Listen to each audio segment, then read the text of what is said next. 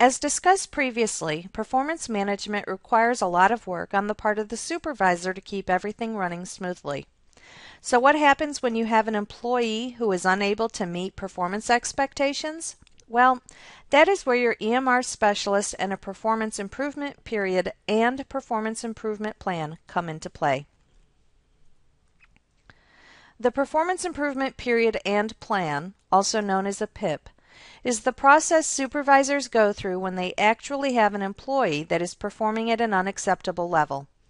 Be advised, though, you shouldn't wait until the end of the rating cycle to document unacceptable performance. It is best to act when you first notice the employee is having problems. This is the time to begin some pre-PIP activities such as counseling, emails, forms, and other correspondence and any other tracking tools. Remember, document, document, document.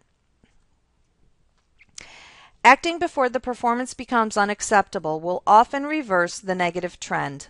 Depending on the situation, you might need to provide some additional guidance and personal coaching.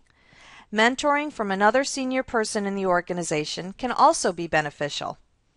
On-the-job training or some other type of informal training may also allow the employee to achieve an acceptable level of performance. There is no magic answer. Each employee and each situation will have its unique dynamics, and there is no one preset time frame in which you should expect to see improvement. At some point, however, if informal training efforts aren't working, you'll need to begin the PIP process, in which supervisors document an unacceptable rating out of cycle by creating the performance improvement period and plan, in which the supervisor specifically and in significant detail identifies each element that is not being met, what the element requires, why it's not being met, and what it takes to be met, along with the period of time you will allow the employee to improve to an acceptable level. While the PIP may be as few as one element, all elements, or selected elements can be included. The supervisor is required to meet with the employee at least bi-weekly to provide intense, documented feedback to the employee. A PIP can last as little as 30 to 45 days or as long as 120 to 180 days, depending on the nature and level of unacceptable performance.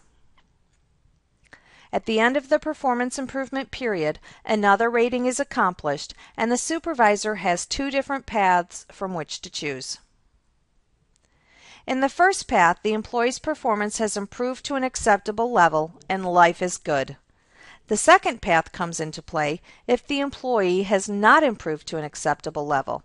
All the documentation you've accrued during the performance improvement period will now be used to support a personnel action, which could include reassignment, demotion, or possibly even a removal.